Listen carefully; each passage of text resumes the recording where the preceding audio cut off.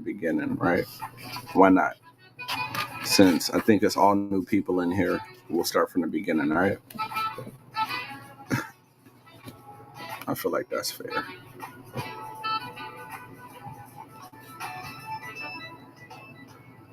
It's not my book, Hidden Gem. Should I read my book? I'm reading The Great Cosmic Mother, but maybe I should read my book. You know, I am an author. Maybe I'm tripping. Maybe I should be reading my book right now.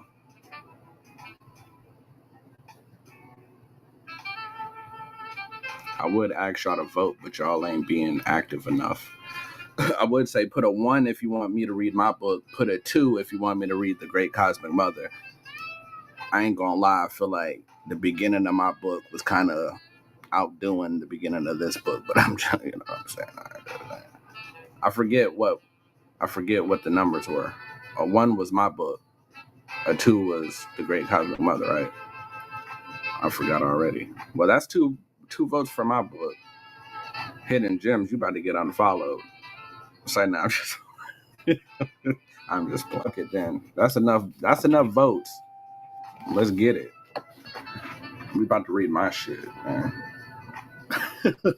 Hey, look, I'm gonna read The Great Cosmic Mother tomorrow around noon when my son takes a nap. But let's get into it. Shout out to Digital. Shout out to OG.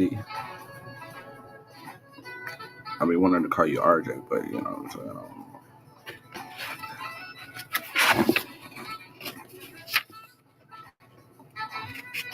Somebody's been lying. Let's get into it. Peace. All right. Grammar. Right. So, and what is it? So this is my book. It's somebody's been lying, words or spells and curses. What the purpose of this book is to break down how they've been lying to us.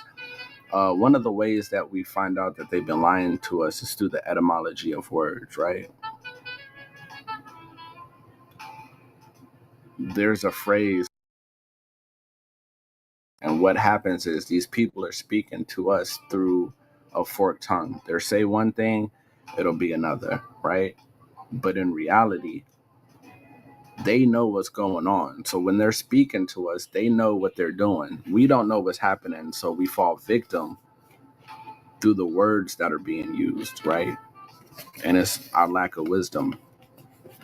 It's our ignorance. Ignorance isn't really a horrible thing. It's just not knowing something. But ignorance is defeated by the search for wisdom, right? The attainment of knowledge, right? Because what is it? Knowledge turns into wisdom through activity, right? So, or through changes, through action, right? You get the knowledge of something, and the wisdom is you become wise based on your use of the knowledge, right? All right, let's go then. Grammar, incantations, spells, mumbo jumbo, right? Y'all heard that before. I know y'all have. Mumbo jumbo, right? Y'all ever heard that? Like from one of your friends, family, probably your elder family members. Like, y'all ain't gonna be speaking that mumbo jumbo, right? But this shit is magic, right? Learning.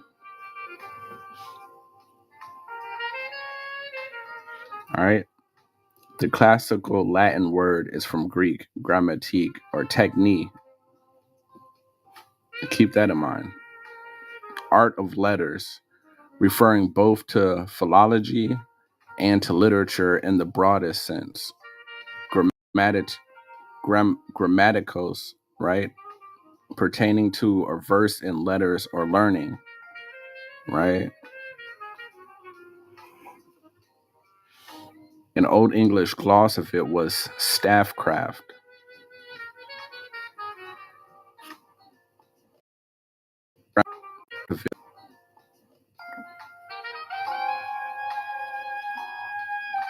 Exactly, Rhythm Ace. Half of our contracts are mumbo jumbo. And look, I don't mean to toot my own horn, but this book is amazing. I took my sweet time with this book. It's amazing. So if you were to get this book, y'all see what Rhythm Ace just said. Half our contracts are mumbo jumbo. So you would go to chapter 5, deals with the devil, right? Which is page 64.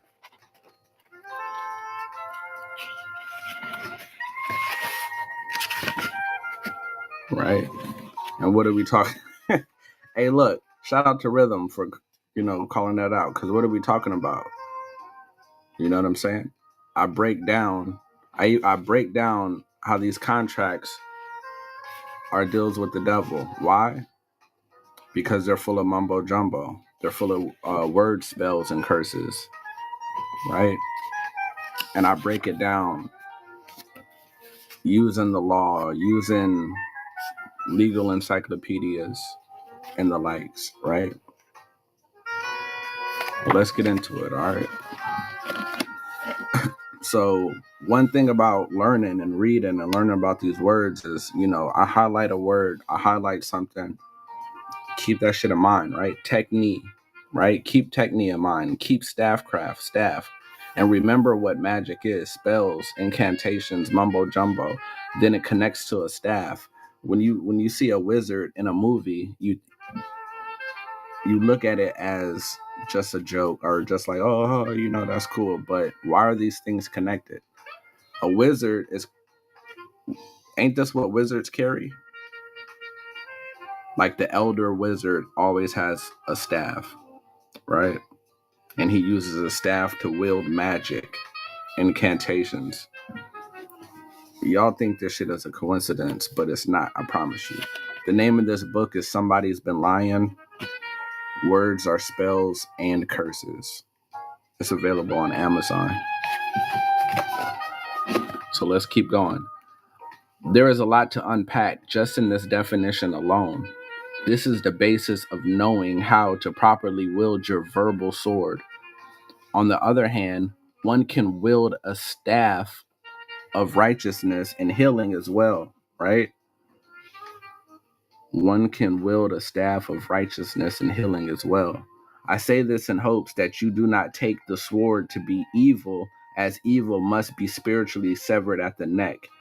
Evil being the adversary for those wishing to save their soul from being damned, hateful and detestable. This is what damn means, right? These words have a lot of meaning, right? But one of the meanings for damned is hateful and detestable, right? So like, you ever heard somebody say that you're living in hell? One of the ways that you live in hell is by having a hateful and detestable spirit. Your energy is hateful and detestable. You would be a walking embodiment of hell. You live in hell. Misery loves company. So the hell that you live in, you take wherever you go. I got you, man. Just hit me up. Inbox me, and we could talk about some stuff. With Acrobat AI Assistant, I can summarize long contracts. All right, so this is one of the ways, like, you could be a walking embodiment of hell, right? And you put people in hell when you get around them. If the word damn automatically sends your mind into the direction of hell, then you aren't completely wrong or right. It is dire that you realize many words have more meanings than just what you were told, right?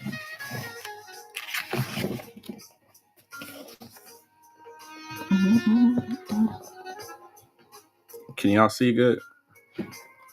Damned, according to the etymology dictionary, right? Damned, right? Believed to be sentenced to punishment in a future state.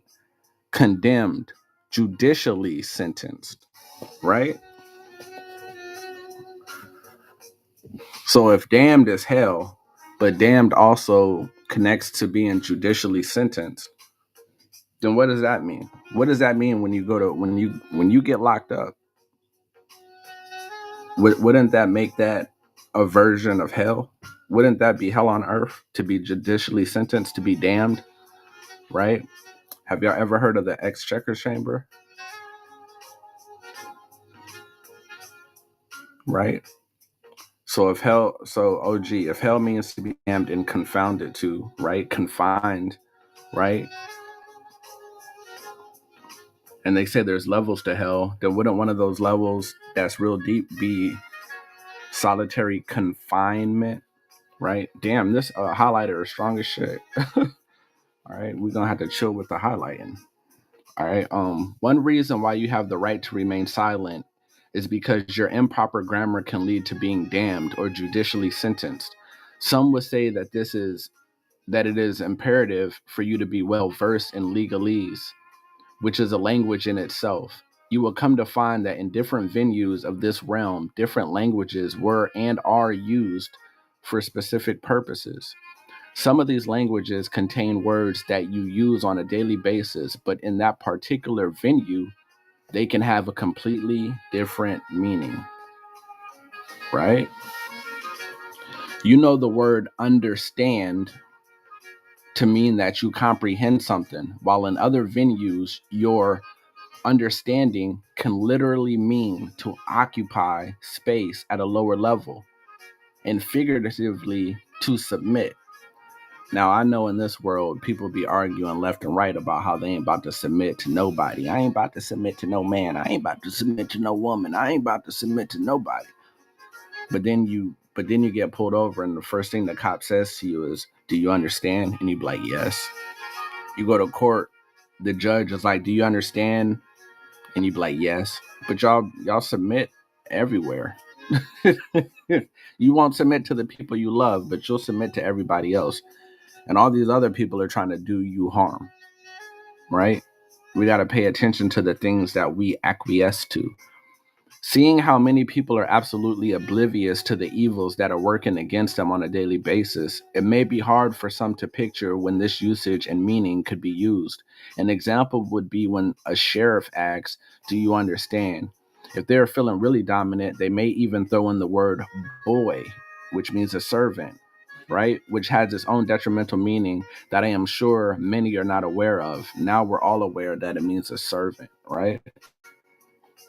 Many will compare our good works to the planting of a seed. We are currently at that level, and this is more important than eating of the fruit. The knowledge of the seed is what allows us to use it in order to bring forth the fruit. Your patience, as we learn, is commendable. The wisdom to follow can be shared with your family, friends, loved ones, and even your young heirs. Do you understand? Now, this is the part where y'all say, "Nah, I don't understand." I get it though, but I don't understand. I do not submit. I do not occupy a space at a lower level. That was a trick question. In order to master any craft that exists, one must first master the technique of the craft. This takes us right back to the definition of grammar. The only difference here is you will be mastering the technique or the art of letters. We must start from the beginning, seeing how technique derives from the word technique, which is of Greek origin. There is no coincidence that the words must be spelled and that magic consists of spells. For this reason alone, you should be aware that every step counts and all things must be done properly. If a spell isn't done properly, it will fail. And if you spell a word incorrectly, it will not be considered correct, right? You'll fail the test. You feel me? These two concepts go hand in hand, so do not be mistaken with this fact. If words are used to manifest, and these same words are also magical, can you see why a well-spoken individual can talk themselves into or out of anything? Right? This goes well for those with slick tongues, the fast talkers, and the like. Individuals who have mastered the use of words will inherently manifest their desires. On the far opposite end of the spectrum, a closed mouth will never get fed. You feel me? Teach, technique, right? You got to teach, you got to learn. Everything's connected. Omnia, Vienna, VS Est, right? For a brief moment of life, I was a car salesman. Being trained to know the proper placement of words can allow you to control someone's destiny. We are all powerful individuals, and the difference is all in the application. Many of us who are taken advantage of do so at least semi willingly, right? Can y'all agree? that many of the times in our lives where we've been taken advantage of, it's been semi-willingly, right? We see this shit happening, right? Whether it be a relationship, a car deal, buying a house, buying a piece of bubble gum, whatever the case may be. If you want it bad enough, you might let somebody take advantage of you, right? You know that that notebook or is not worth $4.99, but you like the spirals. So you're like, whatever, fuck it. I'm gonna overpay for this just cause. That's semi willingly. While most who are able to take advantage do so semi reluctantly, right? Like cheaters and liars. You know, not everybody has a horrible soul, and some of them do it semi reluctantly, right? This is our attempt to operate with the balance in our soul, but unfortunately, life forces us to far ends of polarities. For example, a rough life forces a man to be poor and wanting. In turn, he begins to commit robberies. When you encounter this robber, they are going to rob you regardless. The spectrum for their balance is different than that of someone who isn't wanting to the same extent. The balance for the robber is after robbing you, will he kill you or let you live? He is on a far end of the polarities, and an unfortunate life can be to blame, at least until he awakens to the truth of accountability.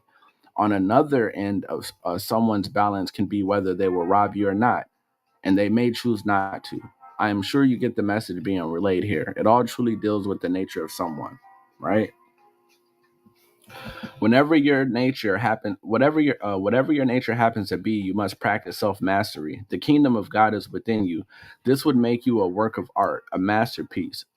So, as a work of art, it would behoove you to master your artistic expression in all forms. Master your technique, right? Technique.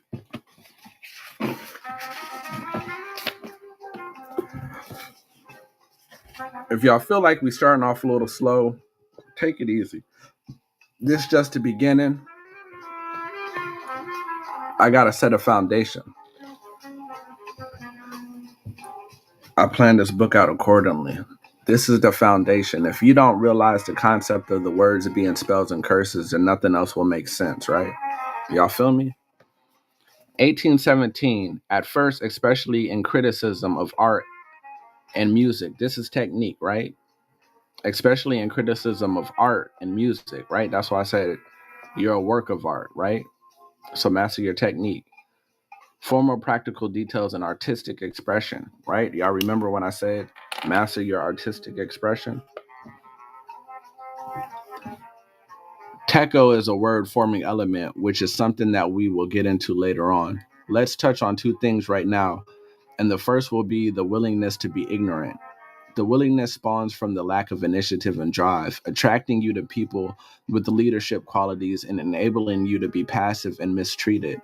To be more accurate, your treatment all goes based upon the master that you choose to follow. According to Demonology of King James, Epistemon says to Philomathus, God will not permit him, regarding the devil, so to deceive his own, regarding the children of the Most High, but only such as willfully deceive themselves. Look back now on your life and take time to determine how often it was indeed your own willfulness that led to your downfall. If you weren't at least semi-willful, that should raise red flags as to how much work you have to do. If the kingdom of God is within you, ask yourself, how far have you strayed away from God and self in order to be susceptible to these types of attacks? How far have we strayed away from self that we require a leader? You should be your own leader. You're supposed to be sovereign. But many people give away their sovereignty and accept leadership, which is a red flag. My next focus will be on two words that are related to grammar. This will be the driving of the nail as to express the true meaning of your word use.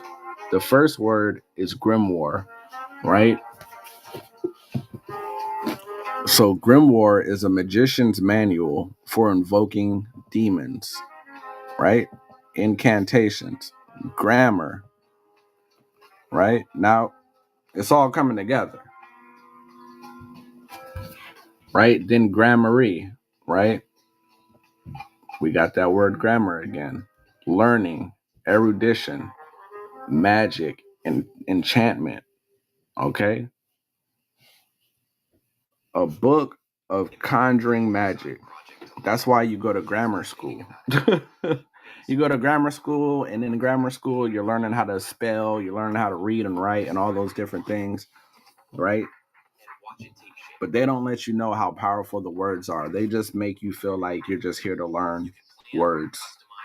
But in reality, you're supposed to be there to master these words so that you can manifest and all these different things, so that you can be the sovereign ruler of your own self and not fall victim to these people who are trying to take advantage of you through word spells and word curses, etc., right? All right. Sorcery, magic. I am comfortable that my point has been made pretty clear. The words that you use are magical, and you must be aware and intentional with their uses. Words are also powerful in the sense of studying historical events and laws, right? History and laws. It really goes together. I had a I had a friend that used to be on here that used to always say that. Shout out to Evergreen. All right. History and law go together. You will come to find that during times where you feel history may have been lost, it was in fact only lost in translation. You will see that the knowledge of language is a major key in deconstructing the lies that have been told to us all. Where you find the involvement of aliens, you may just have been alienated from the truth. There may have been forces at play who thrive on you forgetting who you are. Forgetting who you are means forgetting what you're capable of. When you find what lies within the laws, you may be shocked to realize how much potential you have. Freedom being something that is only determined by self, right? Because freedom is the power of self determination. The question now can only be, does your technique match your determination? If you knew the types of curses you were speaking on yourself and towards the people around you, you would be amazed. The truth that is hidden within a word but ducked off in a corner of its etymology. Plain sight for those with eyes to see, a rabbit hole for those with vision. Right? That's a pretty good introduction, right? It's not an introduction, but it's the first chapter. But I'm trying to introduce my intentions on that chapter were to introduce you to just the concept of words being spells and curses, right? You know, once you read that chapter, it gets your mind into the concept of, okay, this is what's happening. So now once you read everything else, you're already in the mind frame of trying to find these words, spells, and curses. And when I point them out to you, you're more open to that concept. Y'all feel me? It's late, you know, y'all ain't really talking much. But y'all are here. That's all that matters. Y'all are here, that's all that matters, right? Another important, all right, so this chapter 2, right? The pen is mightier than the sword. All right. And remember, like I said, all things are connected, right? So the way that the chapters work, really, they roll into each other, man, because everything's connected, right? There's a book called the Bhagavad Gita that says when you go out into the world looking for connections, that's when you reach a point of not destroying your own soul, right? Because there's this divine connection with all things. And when you're able to go out into the world and search for that divine connection, you begin to create, you begin to build, you begin to empower things. And if the infinite or the most high exists equally within all these things, the more you build, the closer your connection with the most high is. Makes sense? Yes, Rashaud, it makes sense. All right, we'll keep going. Another important word that was found in the definition of grammar would be staffcraft or staff. Y'all remember this word, right? Let me find out daughter of the Most High is running back and forth to listen to that drama. Let me find out. As cliche as it may seem, you are also wielding a staff. It's from Middle English standing for staff, a stick, or a pole. It represents a staff around 5 to 6 feet and carried by hand. The connections are uncanny, but there is no such thing as a coincidence. Just like all technology, this same tool has been made more compact and easier to carry. You can also just consider them to be different models for different venues. On the more compact battlefield known as a piece of paper, your pen and pencil will be more suitable choices. Are you aware of the power that pencils and pens hold? People have signed their souls away, and some have made deals of a lifetime. Some people have written their dreams on paper with a pencil and have manifested those dreams clearly. Oh shit, Los is live too. Maybe I picked the wrong time to go live. Everybody's live.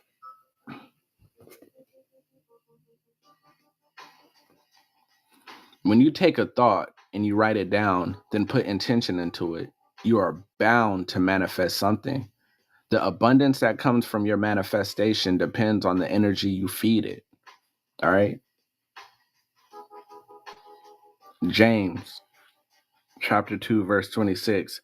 For as the body without the spirit is dead, so faith without works is dead also. Right?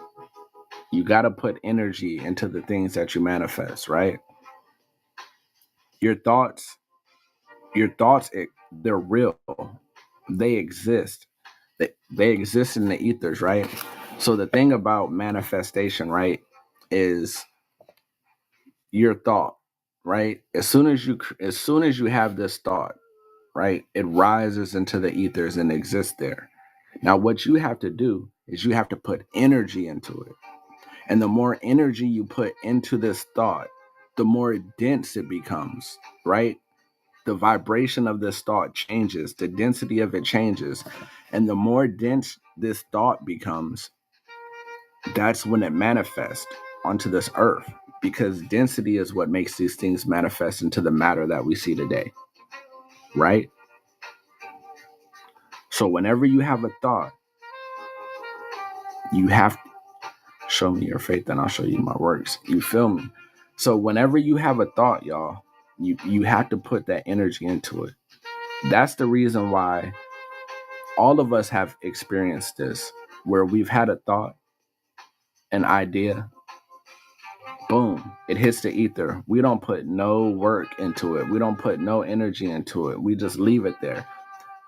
A year later, 2 years, 3 years, 4 years, however long it takes, you're watching TV, you're on YouTube, and you see somebody with the same idea you had, and you're like, yo, that's my idea. They stole it from me. How did they know? No, you left it into the ethers, and the universe gave it to somebody that was going to do something with it, because there's no reason to waste that thought. Definitely if it was a good idea. There's no reason for it to be wasted. So that energy, so that concept was given to somebody that was going to do something with it, right? There's no room for voids. Holy Trinity, peace, brother. It's good to see you, man. This world is all about this exact moment, and it will always be about this exact moment. It's not about nothing else, right? It's all about the moment, right? Anything, anything in the past is baggage, right? If it destroys you, it's baggage, right? And if you brought it with you, then it's this moment, right? Either it's baggage you carry in this moment, or it's concepts that you use in this moment to create your future. The future is the unknown, but in this moment is how you mold the future. So everything that matters now, right? Nothing else matters. Don't get caught trapped in the past. We talked about being bound. That's bondage. That's hell. That's prison. The past can be a prison if you're trapped in it, right? If you're trapped in the past, It's a prison. It's shackles on your ankles, and you watch the world go by while you're stuck there. That's why people that are stuck in the past are always depressed, because you're watching the world pass you by. You're looking out of a window, watching the world pass you by as you're stuck in the past, right? Just as an ocean current, everything else in life has a flow. Stagnation in all things is a cousin of death. One must be constantly growing and moving and changing, the ebbs and the flows, the shedding of what is old, and the constant rebirths we face as we grow, the spreading of the wings and flying once we master self. That's what it's all about. Everything is divinely connected. This is something that everyone must be aware of in order to change the world. Once you are able to see the connection of everything, you will then feel the passion and compassion necessary. Just as our pencils and pens are connected to the magical staff that you were familiar with in the films, this magic is reality. You can even add a little bit of cursive if you want to be real professional. Everything has a current, and cursive is literally the running together of words, right? So the power in cursive, right? They try to take cursive out of school, but there's power in it, right? So if everything has a flow and the current is a flow and the movement of that current or that flow is power, that's why you have um energy that's created by dams and different things, right? Because that current, that flow is power. You know what I'm saying? So when you have that cursive, that flow is like a never ending flow. No spaces, no pauses, no stops. Right? Some of the best spells that we ever seen were written in cursive. That's why when we go back in history and we see all this crazy shit, it got cursive going on. All right. If you want to be real professional, everything has a current, and cursive is literally the running together of words. Cursive handwriting can also be a beautiful art if the pen is in the right hands. Penmanship can be so artistic that you may even pay for someone's handwriting. The technique that they put into their craft could add a magical sense to your name and make you buy a piece of calligraphy, right? I guess you may have grown too old to see the wonders within the events around you. I wonder if the stress of everyday life is what forces you to miss out on everything that counts. You would smile more if you were able to focus more on the beauty that I assure you exists in the world. People say like they hate this world and fuck the world, but man, the world is really beautiful. If you really pay attention to the world, and not like pay attention to the earth and not the earthly things, and then you'll realize how beautiful the world is. Pay attention to the earth but not these earthly things, and you'll realize how beautiful the world is. You got mountains, volcanoes, geysers, waterfalls, beaches, waves. This shit is beautiful. I truly believe that the earth can be heaven. You know what I'm saying? I feel like our perception or perspective of the world has been skewed by people who took us away from nature. And now we see the earth as hell, but it doesn't have to be. It's one it's the most beautiful place we've ever seen. If it wasn't, we would never go on vacation because where would there be to go? All right, so some things should never be forgotten. So I put a little bit of cursive in here, just so it's written in stone. All right, so we have the pencil/pen technique, and the word pen has a very telling story when you break down the etymology. This is the benefit of looking for connections instead of fighting to separate things. I promise you, the world has set you in a duality mindset and giving you the idea that you can only have one side. How? How can that be the case when all things are divinely connected? If everything's connected, why are these people so hell bent on making you choose a side, right? Everything's connected. You shouldn't have to choose a side. You should be able to find a medium, a balance between all these things. And once you find that balance, you find a divine spark. And that's wisdom. the pen, right? These things are beautiful, right? The pen, more at feather, right? An implement for writing or drawing with ink or a similar fluid. A quill, right? Y'all know like a quill pen. Pen, all right? Writing implement made from the hard, hollow stem at the base of a feather. Plume. Wait.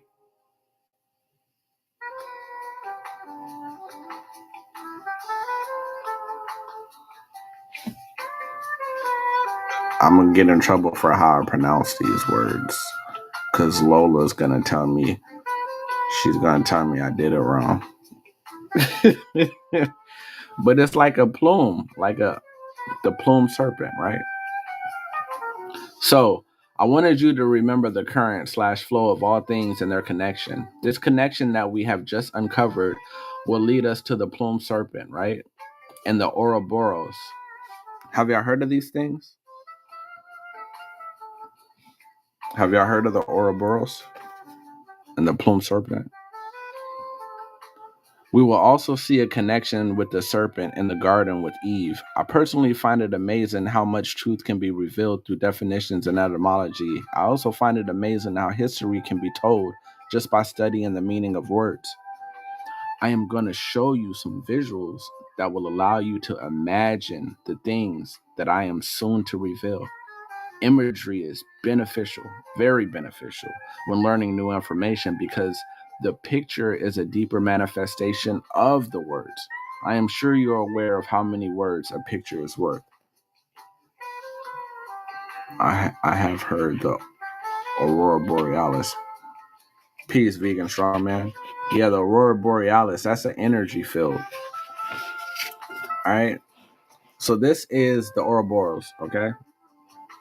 It's the serpent that chases itself, right? It's supposed to represent the cyclical nature of this world, the cyclical nature of a month, the cyclical nature of our dimension. Boom, boom, boom, boom, boom. You know, death and rebirth, all these different things, right? You have the superior serpent, which is the winged serpent, the plume serpent, right? And then you have the serpent, which is inferior, right? Volatile and fixum, right? This word right here, very important. All of it's important, but very important, right? But we're gonna get into it. All right. So I mentioned the plume serpent, which would also be known as the feathered serpent, right? We see the word plume in the definition of pen as well. When examining figure 2 and 3, you will see that the serpent at the top is in fact the plume serpent, the serpent with the wings, feathers, and the crown, the superior serpent. This superior serpent is also known as a dragon, volatile, which means to be fleeting, swift, or winged, and stems from volare, right? Or volare, or to fly. The superior serpent whispered into the ear of Eve and became responsible for her awakening. Wisdom was bestowed upon Eve, and women are always the representatives of wisdom. Can we agree?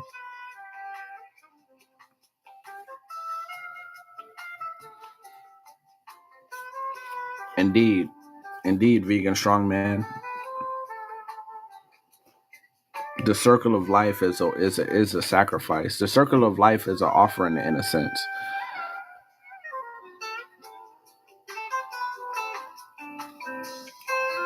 This fact takes me back to the dialogue that takes place in Demonology of King James in regards to the number of women involved in witchcraft versus the number of men. Philomathus asks Epistemon, what can be the cause that there are 20 women given to the craft where there is one man? And Epistemon replies, the reason is easy, for as the sex is frailer than man is, so it is easier to be entrapped in the gross snares of the devil, as was overwell proved to be true by the serpent's deceiving of Eve at the beginning, which makes him the homelier with that sex ever since. Lies, right? There was no immediate argument in return by Philomathus, but I have a different opinion myself. I would not go as far as to say that women are frailer, as this is a mental attack, though the bestowing of wisdom can also be seen as not an attack at all, right? It was an attack. This shit was misrepresented. Proverbs chapter 1 verse 21. Wisdom crieth without.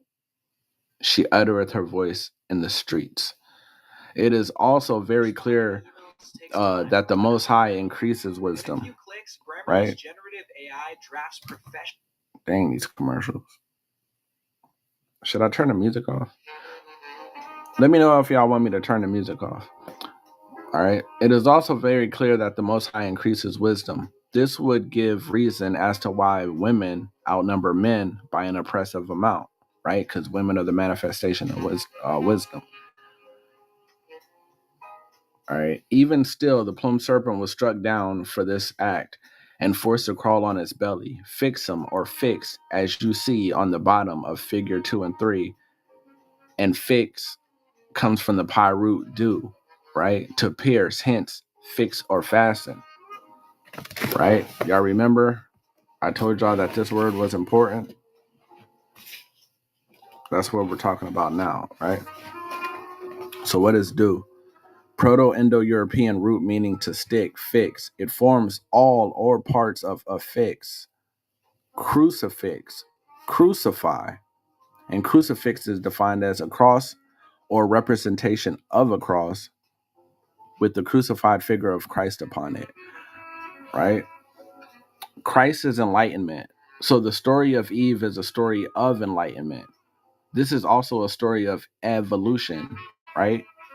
Eve, evolution. From the dragon, dinosaur, to the serpents that we see today. Many confuse a serpent for a snake, though they had different meanings at one point. With either understanding that you may have, there is a divine connection still. Also, the evolution of man from one into two with the separating of atoms, right? So when you hear about like Adam and Eve, the wisdom that was bestowed on me is Adam and Eve really stands for atoms and evolution, right? So the reason why Eve supposedly came from Adam's rib is because that's how atoms separate. So one becomes two. All right. It's more so a deep science put into a story, right?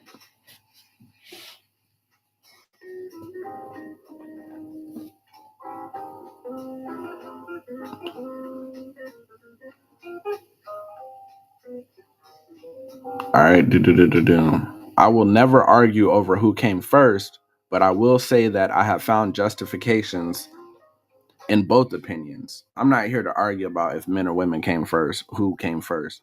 I found justification in both of those opinions, right? And whatever works for you works for you. But I ain't here to argue. I feel like I can see justification in all of it, different concepts, because who knows? We have discussed how the plumed serpent turned into the serpent. Now, with those wings that were removed, we are able to create a quill pen, right? So the wings that were removed from the serpent, now we have a quill pen, right? A feathered pen. With this pen, we are able to make contracts. Who mentioned contracts earlier? You probably ain't in here no more. The connection between a contract and a serpent will be the word pent, right? Because what does pent mean? It means to bind, right? And all contracts are what? Binding. All contracts are binding. You also have verbal contracts that you must be aware of because there is always a chance that you are contracting with someone who has a serpent's tongue, right? A serpent's tongue is like this, right? The truth and the lie. The serpent's tongue is the truth and the lie using the same word. And the reason it's a truth and a lie using the same word is because you don't know how they're using the word, because the word has so many meanings. Wars have been fought and won, or fought and lost. Some armies on the losing end of battles were able to save their sinking ship through well-crafted documents. There is even a divine race of people who have been wiped off the face of the planet with the stroke of a pen.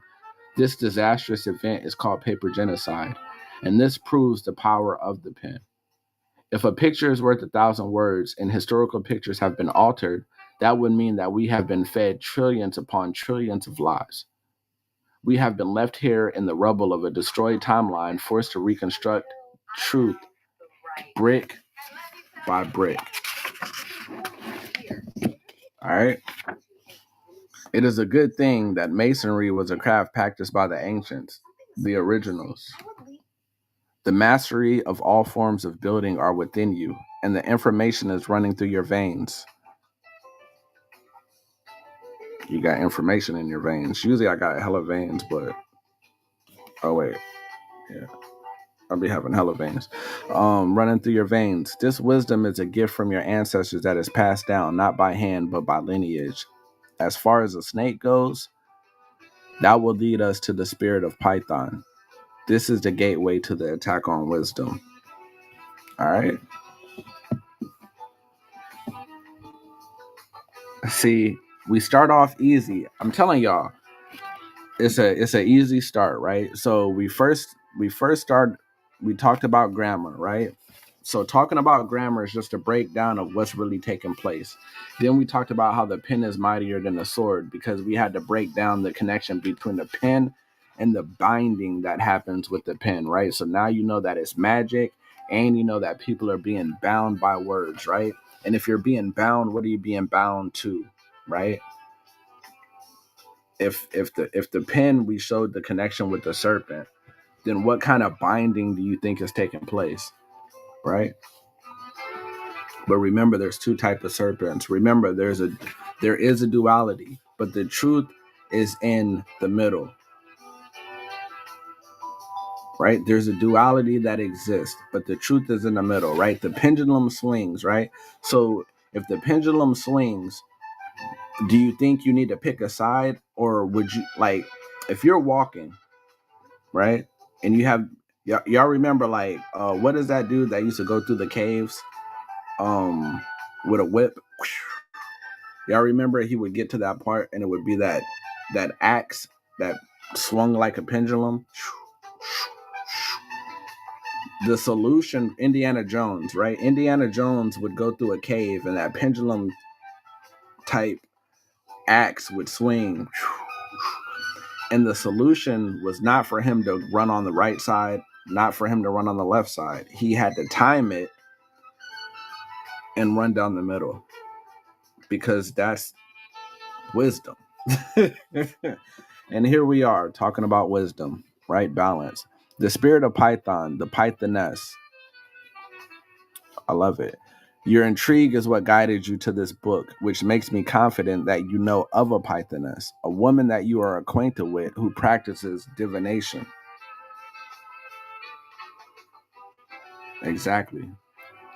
Balance. A Pythoness, right? The spirit of divination, seat of the Delphic oracle, a woman who practices divination, right? A prophetic priestess of Apollo. Both the spirit and the woman are under attack. We can agree, but not for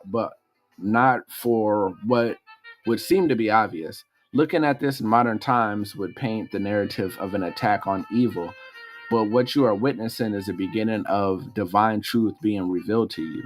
The spirit can be within all souls, but the attack on the woman has its own significance that has been, for the most part, ignored.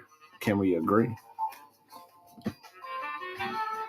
These divine truths had led me down a path of fallen women. These women have fell from the stars and from their thrones, though the two are similar in their own respects, right? And I say they fall from the stars and their throne because women have been hidden from physical history, and women have been hidden from mythological history. And when I say mythological history, I mean like even the gods that were created in the stars, right?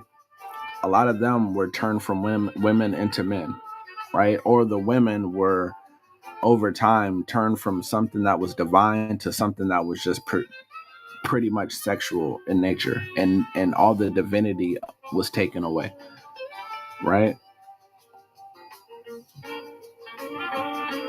I have promised not to stray too far away from our true objective, so I suggest that you do your own side quest to obtain the wisdom not compiled in these pages. Researching the words within the definitions and the stories upon stories that they lead to will reveal an abyss of wisdom. You will see with your own eyes how many women have been forgotten within his story. All right.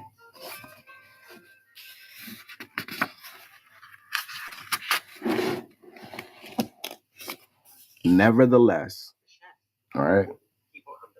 Damn, it'd be hella commercials. Nevertheless, we all know of a Pythoness, especially in these days of social media where you can access a multitude of cultures within minutes.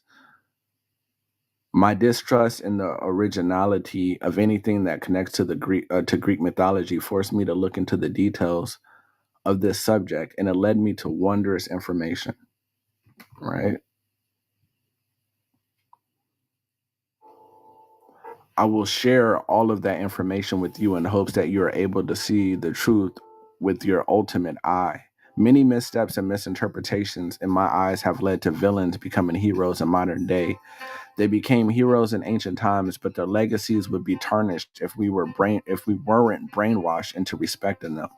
It may be reasonable for the followers of these deities to find them as worth veneration, but for us who have been temporarily conquered, I can promise you, praise is not due, right? In my last book, I spoke of the savage Gilgamesh, and I am honored to add Apollo to the list. For those who may be in doubt or dismay from my previous statement, I would suggest that you follow along and bear witness to divine wisdom. All praise is due to the Most High for revealing the truth in these days of revelation. Upon my research, I was able to find that the oracle at Delphi was originally ruled by Gaia, named Chrysa, and protected by her son. The Gaia that we are speaking of is the one and only Mother Earth. Gaia is a parentless deity, and she was the first to form out of nothingness, which is also known as chaos. Gaia is known to be the primordial goddess who the Greeks personified as Earth. According to the Greek mythology, all of the gods and goddesses are descendants of Mother Gaia, and she is known to have given birth to the 12 Titans. Her rulership of the oracle at Delphi is shown in Aeschylus Humanitas, translated by Herbert Weir Smith, PhD, where the priestess of Pythion, Apollo, says, "First, in this prayer of mine, I give place of highest honor among the gods to the first prophet, Earth." This is one of the reasons why I have mentioned my indignation for the who came first argument, though I stray from outwardly expressing my disdain, as I am aware that some are of the flesh, some of the soul, and some of no wisdom at all. Right? So I don't argue with people because some people are of the flesh, some are of the soul, some are of no wisdom at all. So there's really no point in arguing. The only thing worth doing is building, right? Because either you're building or you're destroying. And sometimes you're so wise amongst fools that you don't recognize you're destroying yourself. History is historically full of allegories, fables, lies, and misdirections, making it important to always read between the lines. There are multiple storylines that have spawned from Gaia's story alone, and within these stories you will find differences in character origins, names, and the like. Some of these characters will have names based on their characteristics or actions, and some have different names purely based on the culture that adopted them. You will also see that many deities have female counterparts that are hardly ever heard of. This is the wisdom that is removed from your learning institutions in order to promote an unbalanced society. But everything is about balance, right? Apollo, the savage, would go out on a vengeful search for Python in order to destroy him and establish his oracle at Delphi. Some stories will show that he did this because Python hunted his mother while she was pregnant with him and his brother Artemis. That story being a story of jealousy and envy, Apollo's story being one of awe, terror, and death, led him to defeating Python and establishing an oracle that would gain an abundance of recognition. Who would dare honor the god that set out to conquer the oracle of the great mother Gaia, right? With that being said, the oracle was given through a Pythoness, and on Apollo's behalf, that would be Pythia or Pythia. This is all capable due to the defeat of Python and the conquering of the Naga being revered worldwide for their knowledge and mystical practices, are also accredited with training Apolloni Tiansky or Apollonius of Tiana. This same Naga wisdom is what made it possible for Apollonius to revive the Pythagorean doctrine. These Naga are originally the Maya Naga, or the Maya or Maya Naga, and according to the Garden of the Elder Gods by Imdan Scorn, the Maya Naga took the serpent wisdom into Burma, India over 30,000 years ago. During this time in history, the Naga were a world-renowned empire. It is safe to say Mother Gaia gave birth to the Naga wisdom, and Apollo vowed to conquer it. Shit gets deep, y'all. Genesis chapter 3, verse 1. Now the serpent was more cunning, right? Shout out to the Nagas. I don't know if y'all were here, but like I said, there's words to pay attention to, because these words lead you to divine truth, right? So when you remember, our goal is to find connections, right? I just want y'all to remember that. Our goal is to find divine connections. That's the goal. And once you make that your goal, you become unstoppable. I promise you. Divine connections.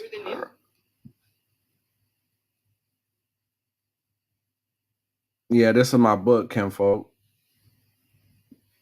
I appreciate you joining the live.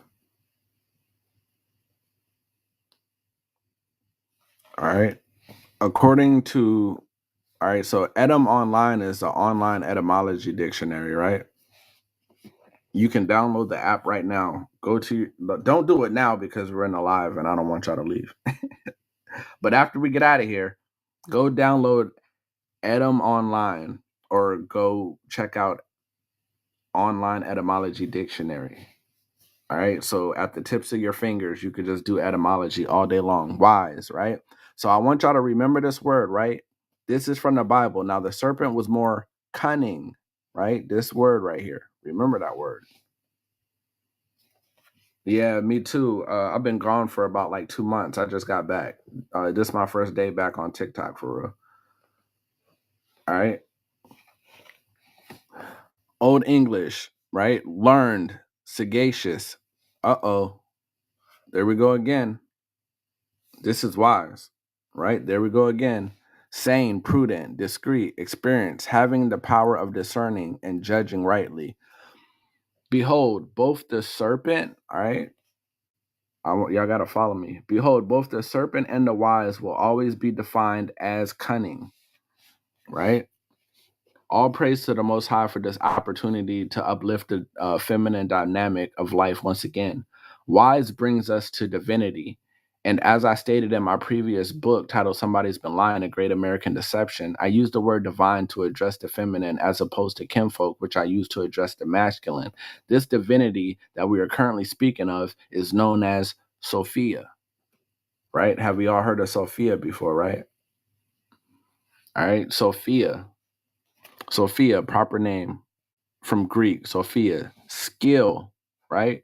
Knowledge of, acquaintance with, right? So acquaintance with is pretty much the opposite of ignorance, right? So acquaintance with, this basically means to not be ignorant, right? Because when you're ignorant, it just means you're not acquainted with, you're not acquainted with some form of information. All right. So for anybody that's just joining or anybody that's interested, this is my book. It's titled Somebody's Been Lying, Words or Spells and Curses. And it's available on Amazon right now. If you want to get a screenshot, it's kind of, I don't know what. I got children, so if you ever see some grease on my shit, it's from my children grabbing my stuff. Hey, peace, Prince Dread. It's been a while. Good to see you. I appreciate the support. All right. So look, skill, knowledge of, acquaintance with, sound judgment, practical wisdom. What do we have here? Cunning, cunning, cunning, cunning. Right? All right. And Sophia, right? This is a feminine energy, aspect, concept, right? Wisdom personified, right? Keep that in mind. All right. Sophia is a personification of wisdom. I don't know if y'all can see. Can y'all see? Sophia is a personification of wisdom and also described as cunning, just like the serpent. There has been a deliberate attack on wisdom, which we now see is subsequently an attack on the feminine / divine feminine, right? Can y'all see the connection? A population full of wisdom would make it extremely hard for the rich to stay richer and the poor to stay poor. The cunning of those in power is a different dimension of the word, right? So keep in mind, y'all, there's dimensions to words. Do y'all believe me? There's dimensions to words. And that's one of the reasons why we get lost in translation or lost in transliterations and all these different things, right? So me and Prince Dread could be having a conversation on the fifth dimension of a word. And then if we bring melanated militant into the conversation, but he's on the third dimension of the word, that will give me and Prince Dread the opportunity to take advantage of him. But the way we're able to take advantage of him is because we could all be using the same word, but just a different dimension of it. So he can think that we're saying one thing when in reality we're saying another. All right. And that's how words work. And this is not just a concept of, oh, I think words work like this. This is law, right? This is a lawful, like they use this concept of thought in law, right? Later on in the book, we talk about that. All right. As above, so below is a concept that can be applied to many aspects of our lives, even within our definitions and etymology. The righteous would use their cunning to attain their goals, while the unrighteous will use their cunning to deceive, right? Dimensions. So let's just say that the word cunning has two dimensions, right? Can y'all see? All right. So cunning, dexterous, right? Or crafty in use of special resources, such as skill or knowledge, or in attaining an end. But on another dimension, it could be characterized by willingness or trickery. So it could be skill or knowledge, or it could be willingness or trickery. Do y'all see the two dimensions in that one word alone? Do we see the dimensions? All right. There are a few more connections that must be made in order for you to gain the full scope of what is happening. I am comfortable in the connections we have made with wisdom being a woman. I would like to more thoroughly connect the dots when it comes to the attack. All right. Now, this is amazing right here. All right. Wisdom is a comprehensive psychological quality that combines virtue and wit, both acquired through experience and practice based on a personal intelligence and knowledge. All right. Wisdom is a comprehensive psychological quality that combines virtue and wit. All right.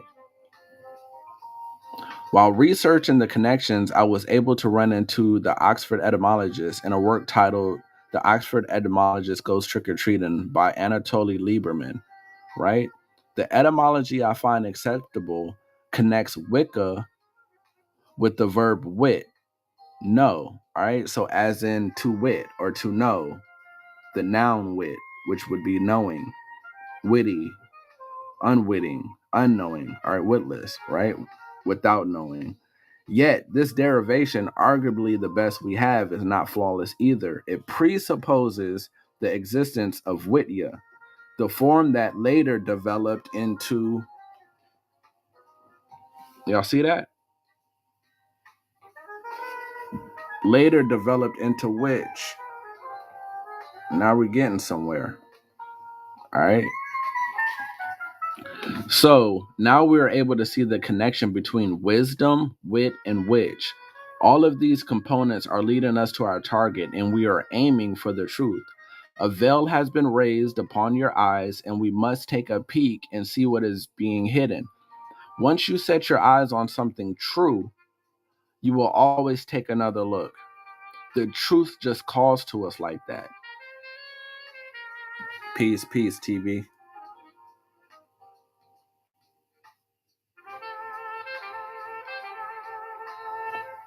Indeed, Prince Trey. It's good to see you, TB. How are you doing? Old English had Witta, wise man, all right? Wittega, wise man, soothsayer, prophet, right? These are just connections, all right?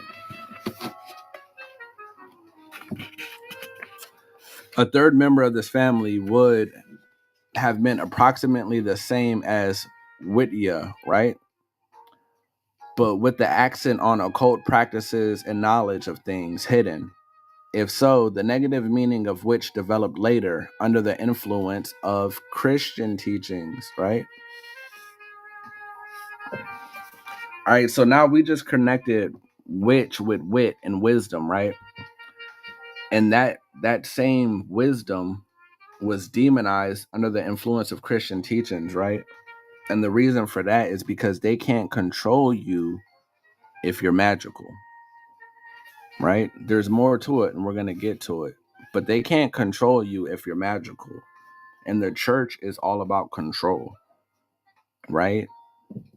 The church is the reason why there's no more spirit or soul in the world of things we do.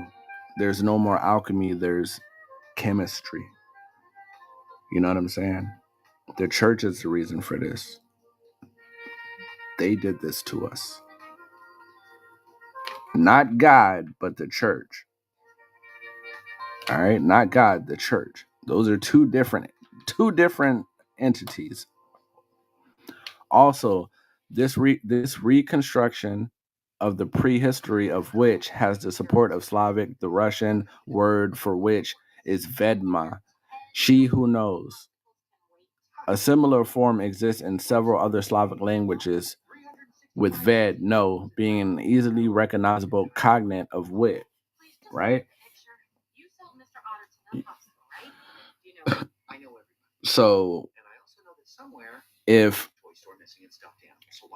which connects to Witya, which connects to Vedma, and all these different things, which all represent a woman with knowledge, but the church demonized witchcraft, what does that really mean they demonized? If y'all are keeping up, what does that really mean they demonized, right? Boom, she who knows. So we have returned full circle and have also added an element to our verbal and mental technique. Remember that word, y'all, technique. Y'all remember that word?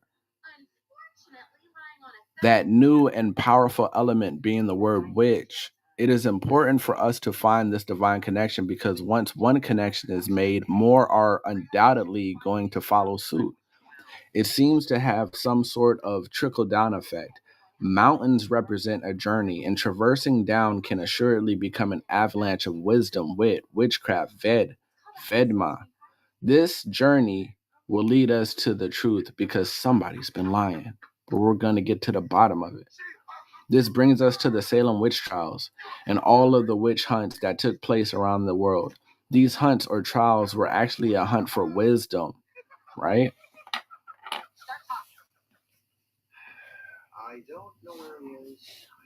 That some today would call the forbidden knowledge.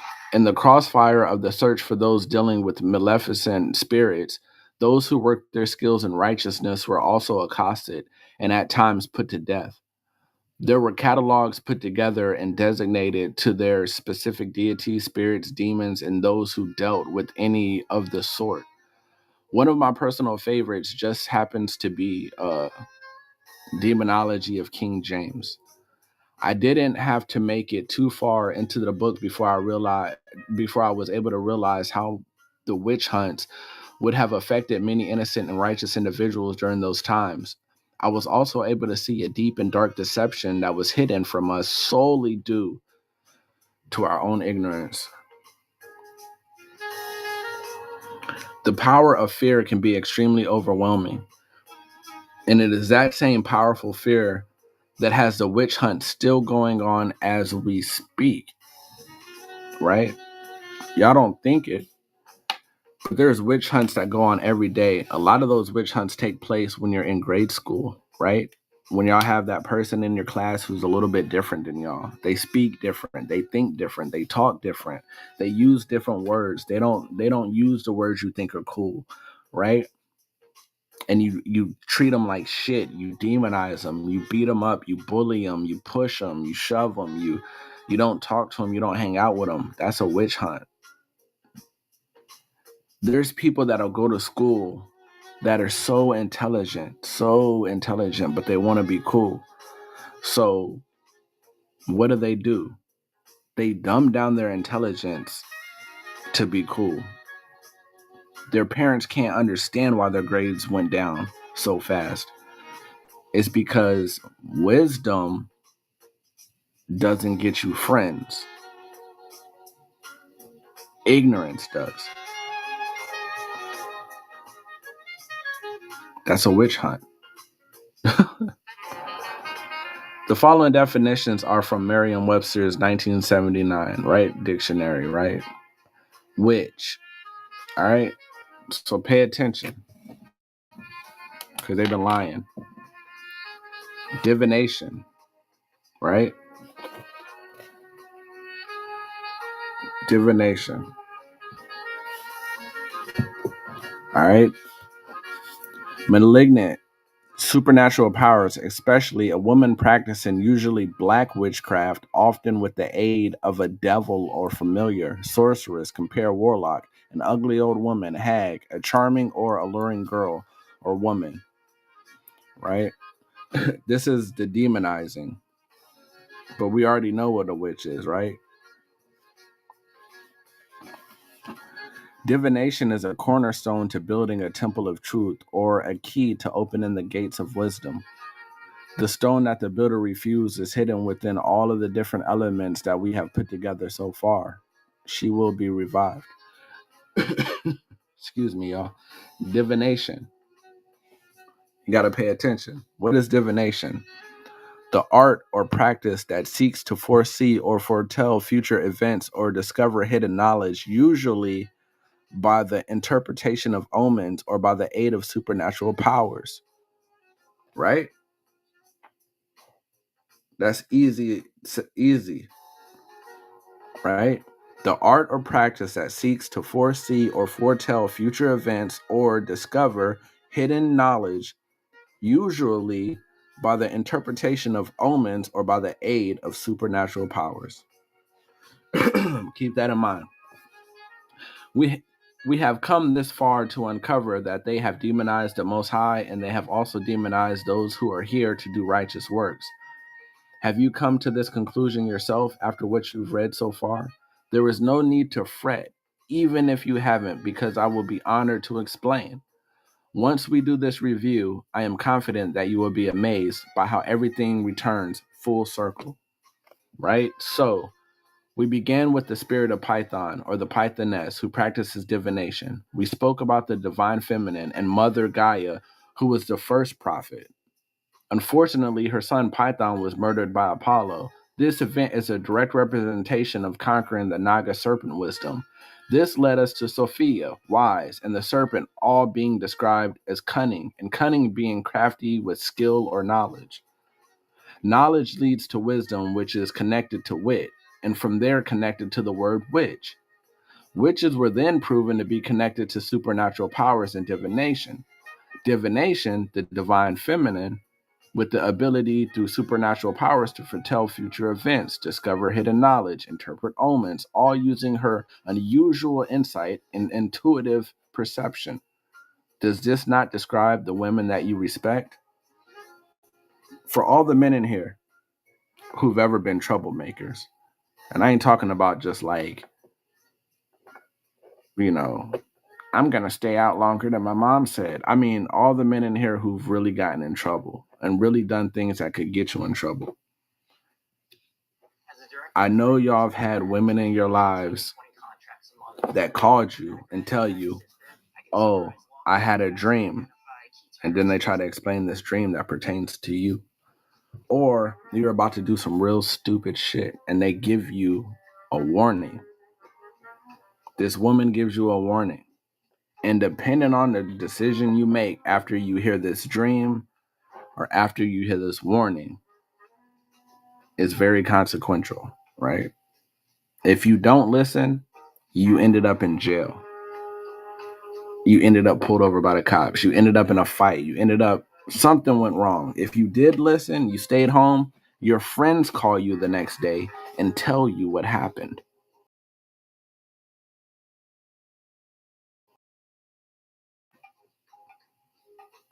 And it would behoove you to pay attention. And now that you know what's going on, for future references, pay attention. Me several times too, TB. Me several times back when I used to be running the streets. You know what I'm saying? There was times where I listened and times where I didn't. In the times where I didn't listen, you know how that goes.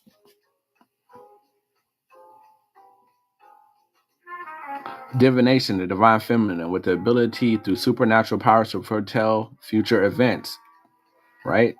The supernatural powers to foretell future events. That's what they were trying to do for you, but you didn't listen. Discover hidden knowledge, interpret omens, all using her unusual insight and intuitive perception. Does this not describe the women that you respect? Does this not describe the women you may have without proper knowledge of words referred to as a queen? Damn, I read that horribly. Does this not describe the women you may without proper knowledge of words refer to as a queen, right? Because we know a queen means a whore, right? So if you respect women, you don't call them queen because that means a whore. Does this not describe the women that you may, with proper knowledge, refer to as divine? Right? We don't call women queens, we call them divine. Why do we call them divine? Because divine is of, listen close, divine comes from divas, which means God, right? More at a deity, right? Is of, relating to or proceeding directly from God or a God. All right. So, I mean, you could be a queen if you want, but a queen is a whore. All right. A supremely good, superb, heavenly, divine, godlike. And when I speak to a woman, that's what I'm trying to manifest in her. It's in her already. But if she don't know it, what kind of fool would I be not to try to cultivate that if I know it exists in her and she doesn't? And through words, we know that we have the power to manifest these things. And if you do it through righteousness, nobody gets hurt. As I said earlier, they have demonized the Most High and those who operate in righteousness. The supernatural powers and the hidden knowledge found in the definition of divination are powerful pieces to this puzzle of truth. They demonize divination, though it is directly connected to God. What is the last book of the Bible? Revelation. Now, I want y'all to see something, all right? So they demonize divination, right? They demonize witches, they demonize divination. Now, watch this. Revelation, disclosure of information or knowledge to man by a divine or supernatural agency. Ever heard of petticoat government? Indeed, I have. I think I heard about that when I was like in it feels like it had to be like 8th grade, 9th grade. I used to love history. All right, so look, the art or practice that seeks to foresee or foretell future events or discover hidden knowledge, usually by the interpretation of omens or by aid of supernatural powers. That's divination. They demonize that, right? Okay, revelation is the disclosure of information or knowledge to man by a divine or supernatural agency. Am I tripping or is that the same definition? The only difference is this is specifically speaking of man.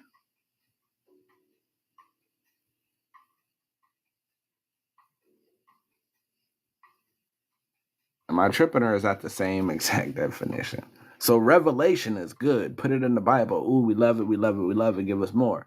Divination is, that's demonic, right? But one is connected to man, one is connected to a woman.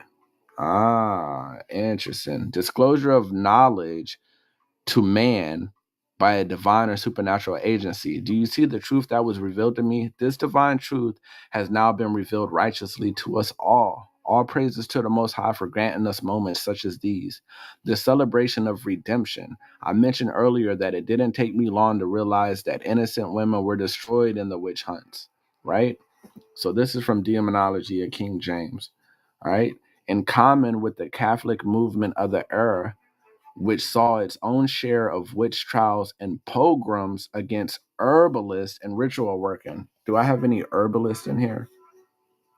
Are there any herbalists in here with us right now?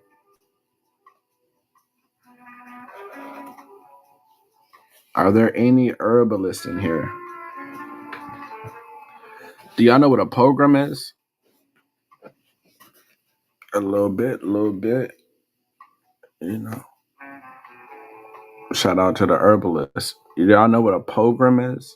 A pogrom is the mass killing, right? A pogrom is mass killing, right? So if there's a pogrom against herbalists and ritual working, that would mean people that were herbalists, curing people with herbs, were getting murdered. All right. That's what a pogrom is. This statement can be found on page 3. There was a deliberate attack on the God, women, and wisdom, and we are suffering from the effects of every single one of those attacks today. Gaia was referred to as the first prophet, but according to the definition of a prophet, they would be considered evil. The wordplay is what allows for them to play these types of games with you. Words that appear to be different, but with their definition, you realize that they are the same, but they have historically made one worse than the other. After they successfully make one worse than the other, they begin to accredit the positive aspects with the gender or color that they prefer. This is usually the so-called white male aspect. According to Merriam-Webster, a prophet is one who foretells future events. Wait a minute. They have given you male prophets and female witches, right? Am I wrong, or is that what they've done?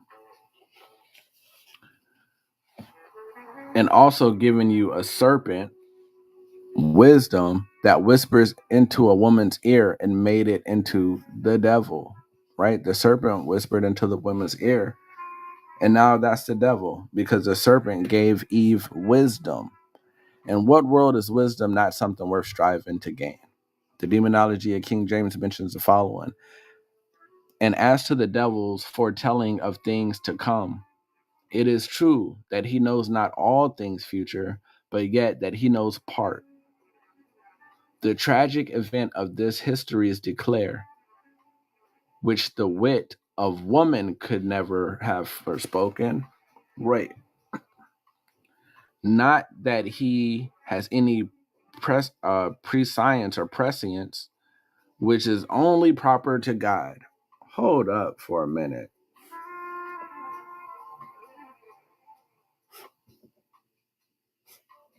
So I got a question for y'all.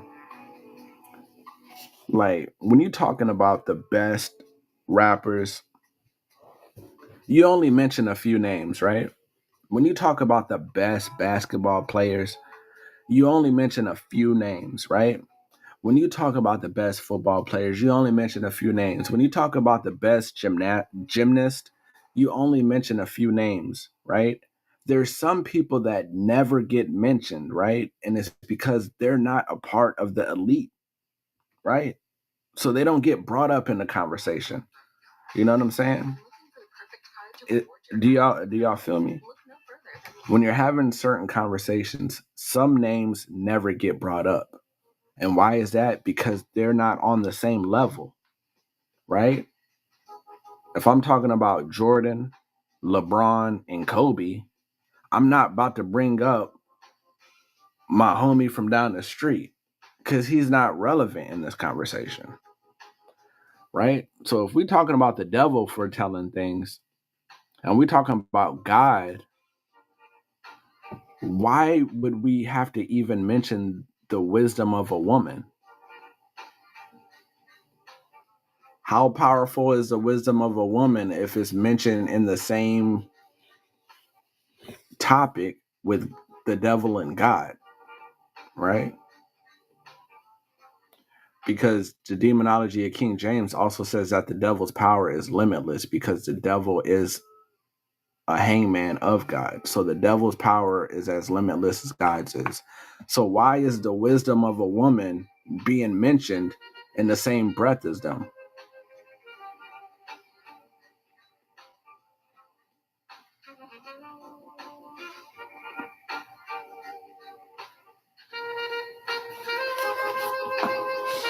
Which makes it clear that all women with unusual insight and intuitive perception must do so righteously and never with the intentions of doing the devil's work. It is best that these practices are utilized in order to protect, guide, and gain righteously without affecting others against their will. Though these things are possible, let the Most High guide you and you will never fail. Right? Demonology of King James. All right. Secondly, it is plain where wicked Pharaoh's wise men imitated a number of Moses' miracles to harden the tyrant's heart thereby. Thirdly, said not Samuel to Saul that disobedience is as the sin of witchcraft. To compare it to a thing that were not, it were too absurd. Fourth, was not Simon Magus a man of the craft? And fifth, what was she that had the spirit of Python, beside innumerable other places that were irksome to recite? Moses' miracles would also be considered sorcery or witchcraft, but the small difference is that the context has him on the side of righteousness. Now, it is common knowledge that evil is surely something that exists all around us, but so does good. It is also fair to say that good and evil can only be determined situationally, and perspective must be respected. As for the common knowledge of good, I can assure you many individuals operating in that energy were murdered for that specific detail. Let us not forget the martyrs, these women who could have so easily gone forgotten with dirt tarnished names. Let's not forget the men as well who were victims, but there's a time for that. The reestablishment of the divine feminine in her proper perspective will change the dynamic of our existence immediately. There is a very clear reason as to why the innocent were persecuted just as well as the guilty. We will dive into that divine information, but first let us break something down really quick. This quick breakdown will lead us right into the reasoning as to why the innocent were purposely punished. Purposely punished. All right, look out. Boom. It's getting late. I appreciate y'all for oh shit, we got 25 people. I didn't even know people were joining. Should I keep going? Nah, I'm tired. I'm tired. I don't be live for a long time. I didn't even know we had that many people in this show.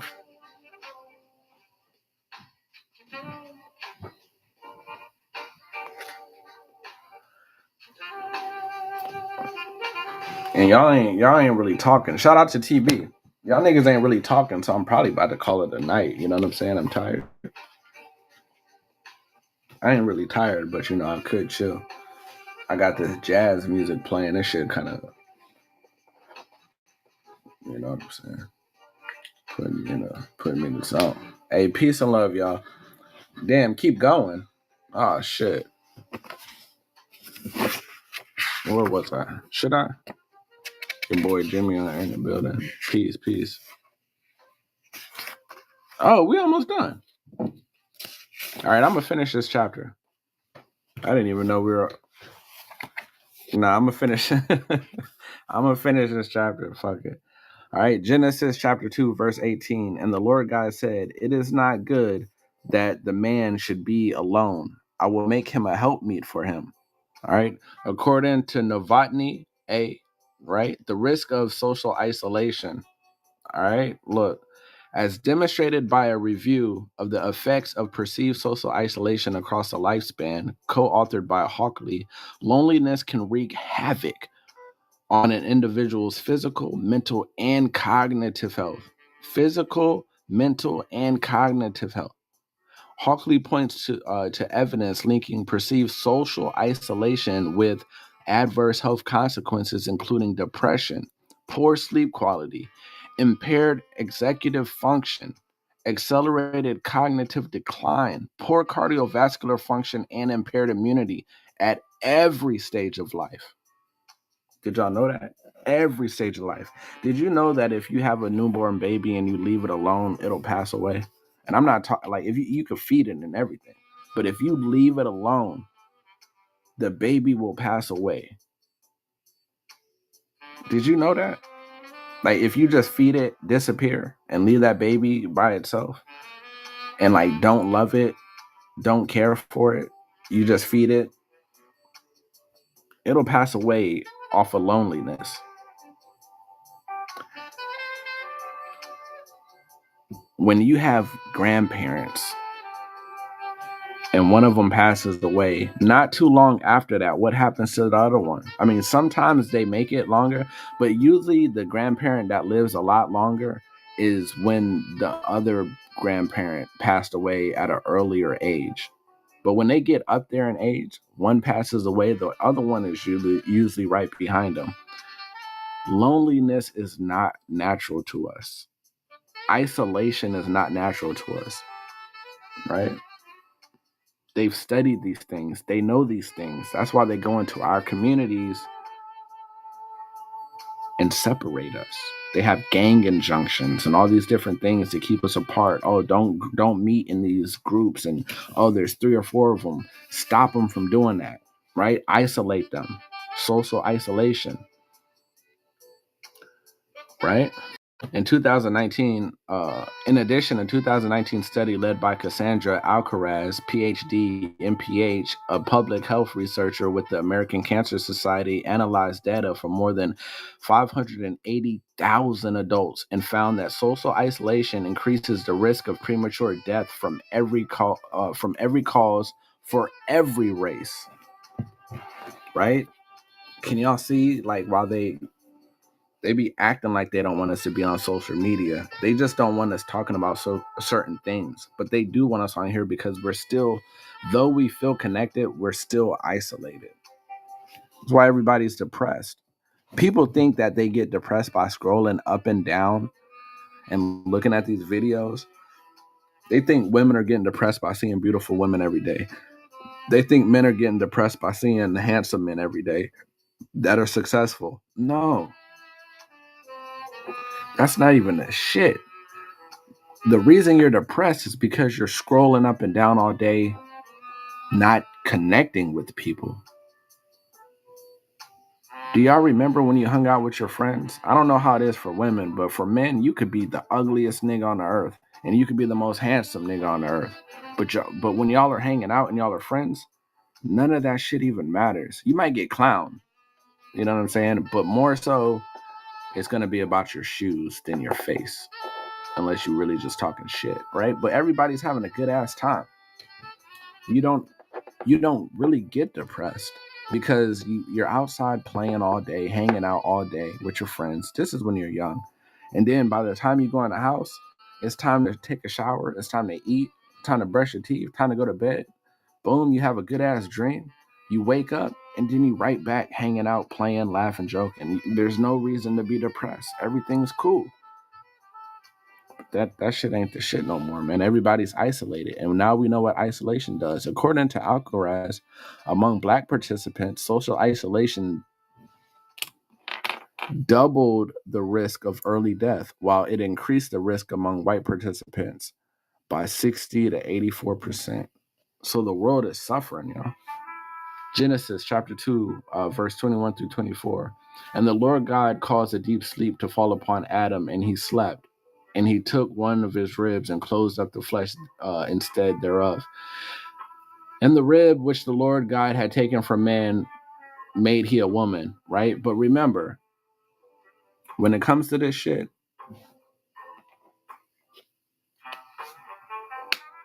I appreciate it. I'm glad you're enjoying like the vibe that it's being created here. You know, some jazz and some learning, right? Adam and Eve, right? A lot of y'all weren't here earlier, but I said I don't like to do the who came first argument, right?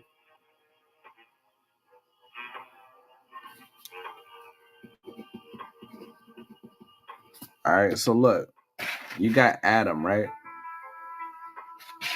But what is Adam really?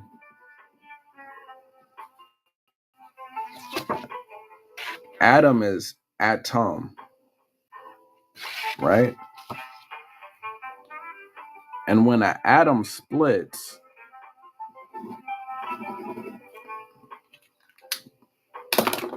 I usually got good pens, y'all. But I got children, so I can't never have nothing good, right? When an atom splits, it splits like that, right? At the rib. And it becomes two atoms. But when this one atom turns into this second atom, right? That is called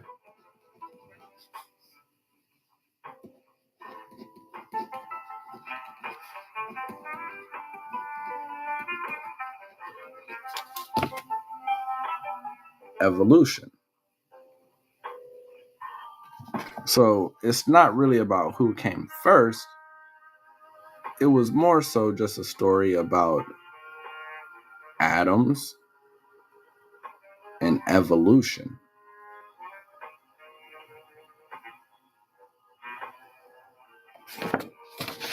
Okay? Because everybody wants the Bible to be some like dumbass book, but the Bible is full of alchemy and stuff, right? In the Bible, God talks about refining people like silver and trying them like gold. That's alchemy. That's the magnum opus. That's the great work. I think we gotta stop. Never mind. I don't want to tell y'all what y'all need to do. All right. And Adam said, "This is now bone of my bone and flesh of my flesh. She shall be called woman, because she was taken out of man." whatever. Therefore, shall a man leave his father and his mother, and shall cleave unto his wife, and they shall be one flesh. I love this. I'm trying to cleave. All right. I am confident that the who came first argument will be one that lasts far beyond my time on this earth. For the sake of the argument that men came first, there is still a divine purpose for the woman that leads to who she is and shall become. My reason for showing you the risk of social isolation were to explain that in a time where the first man would have been either suffering from or susceptible to the hazards of loneliness, the woman was the first medicine, right? He had ever known. This same woman who was manifested by the Most High to be a companion was also man's medicine. The Most High created a natural healer who would later in history become the victim of witch hunts and trials due to her divinity. Man shall atone.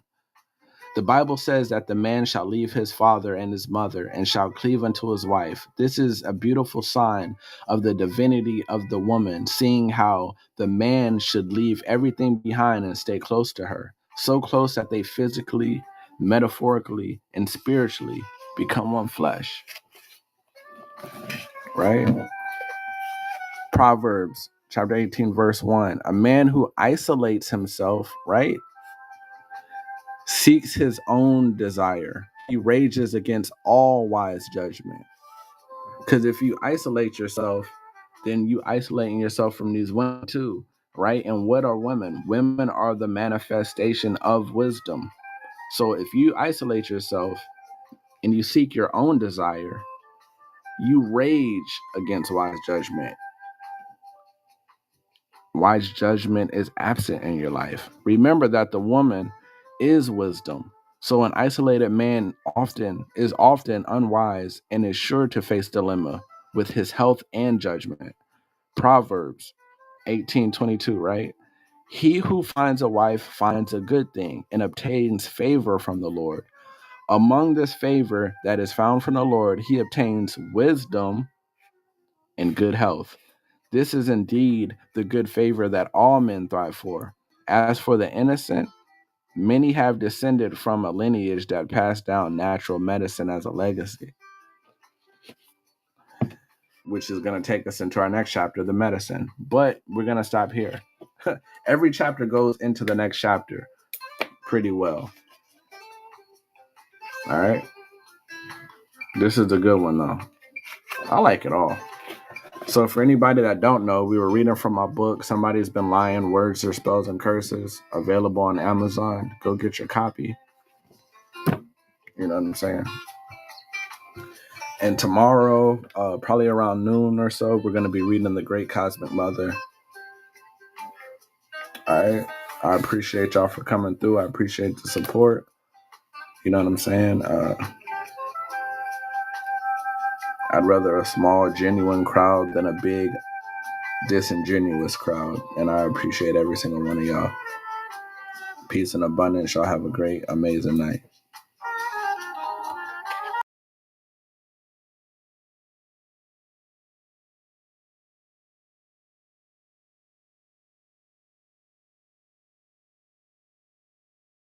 Gente, guante, guante, guante, mucha, guante, guante, gente. Donita Kofi, a veces ya se fue el Mario, muchacho, que en ese guante, guante, doble, guante, doble, guante, doble, gente. Guante, doble, guante, doble, guante, doble, gente. ¡Ay, Dios mío!